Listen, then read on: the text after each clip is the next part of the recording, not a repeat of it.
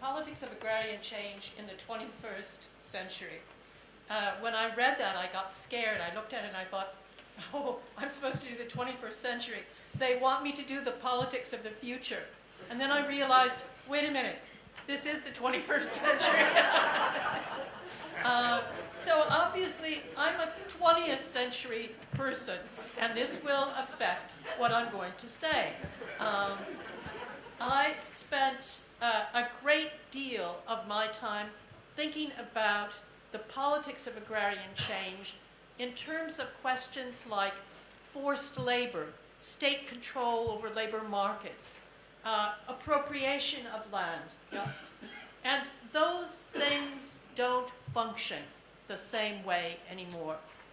There is in southern Africa substantial rural and urban unemployment. There is a casualisation of jobs that were once formal sector jobs with the kind of work-based social rights that you got with them. And these actually occur also within rural employment because for things like plantations, state farms, etc., under state employment, they had much more contract work, much less irregular recruitment of labor. So there are lots and lots of changes.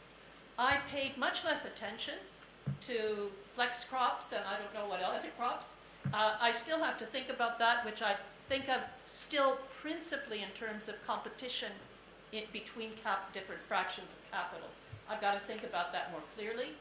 And I learned from here, finally, to understand exactly how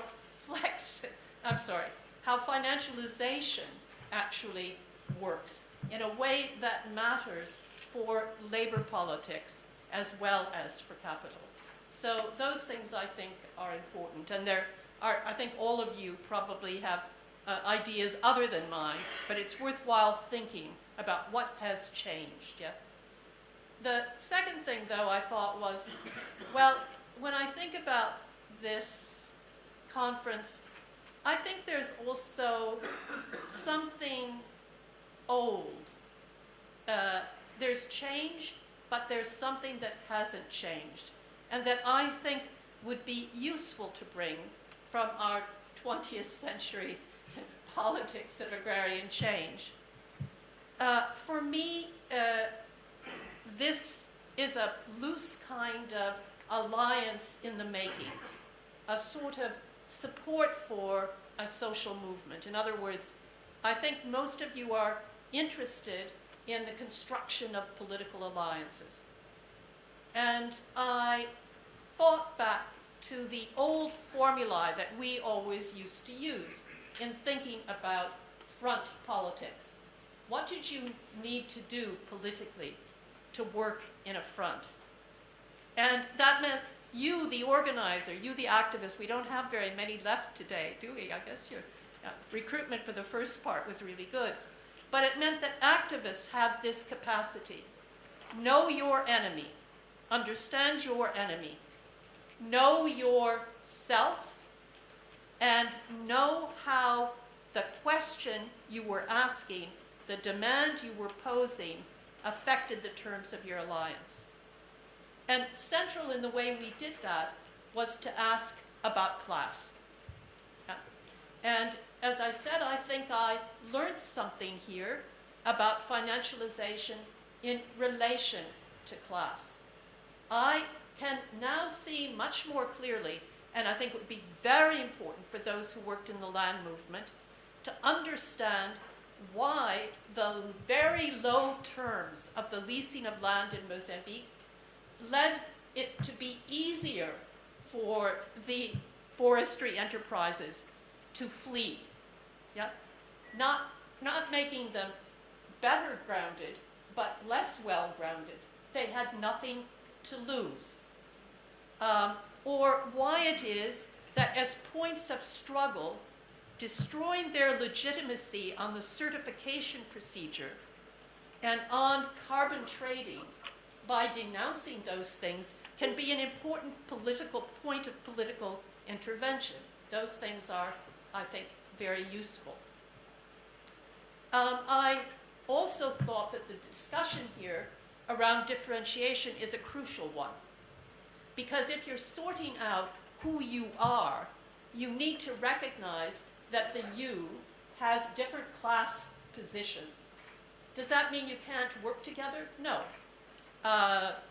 UNAC in Mozambique, though, has consistently leadership which comes from peasants who are much more commercially oriented, including people who may have 15, 20, 35, even 50 hectares under the schemes for the sugar plantations.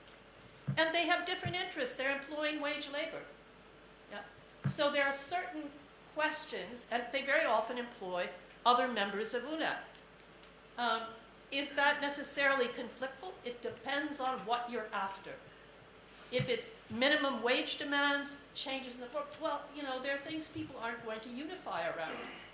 So these things, knowing yourself and being honest with yourself, seem to be very important.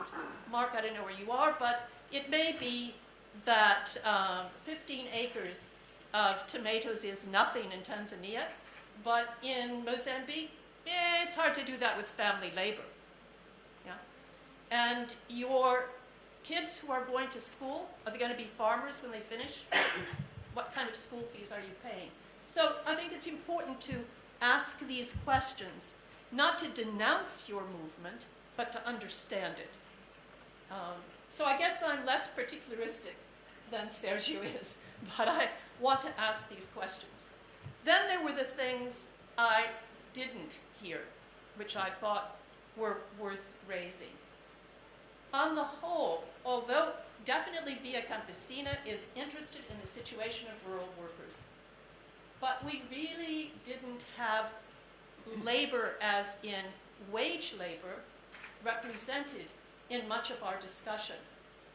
But from what I know about Southern Africa, many, many families both use and others provide, and some do both, casual wage labor. The category of subsistence farmer is extremely misleading. And in the food sovereignty discussions, when it's presented at the local level, there's sometimes a confusion. Because at least in Mozambique, agricultura de subsistencia it has a meaning, yeah? And it's not a very correct meaning. If you're going to call people subsistence providers, you don't recognize that it's necessary to do normally every year something else in order to be able to keep your farming going. Yeah?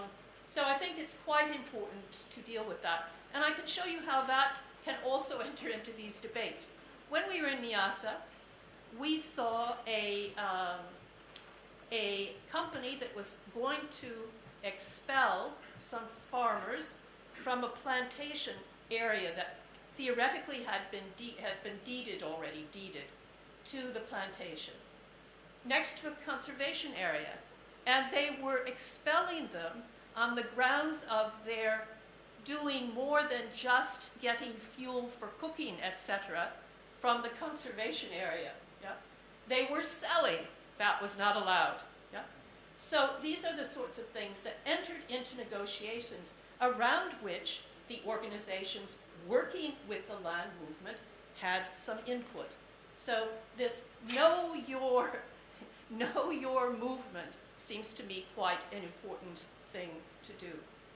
The other big gap, which is in the same direction, is the point that Ben tried to make in the opening, and which we continue not to develop too much, the agrarian ghetto. Yeah?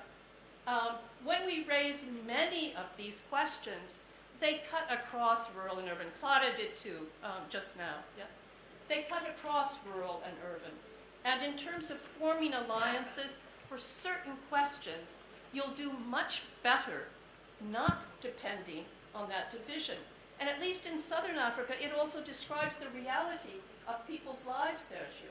I mean, they're moving between all the time. There are different people from the same family doing things, pooling income. These are long-term patterns.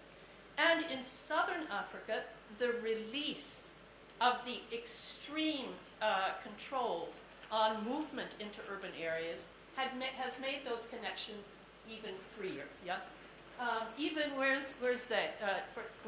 It seems that the Huko system is a little bit more flexible than it used to be as well. Where is he anyway? Yeah. So even that makes a big difference. Yes, you've got people left behind, but you also have more permanent long-term city residents. And I can give you an example of how that matters as well. An agricultural worker working on a plantation, casual worker, absolutely rejects the deduction for Social Security. And with some justification, because they know very well they're never going to be able to get it on quitting. Similarly, many casual workers working in urban situations have exactly the same problem. And for many women who do not have work-based entitlements, some sort of universal pension scheme works much better than others. There's a basis for a very broad alliance across rural and urban, on gender grounds, on class grounds. So it seems to me that, yes, our perspective can give tools to organizers. The organizers themselves have got to take on that task. We cannot tell people what to do and wrap it up in books to distribute for every possible occasion. Yeah? But I think it's very important to do what other people recommended, which is good education, stuff that makes sense,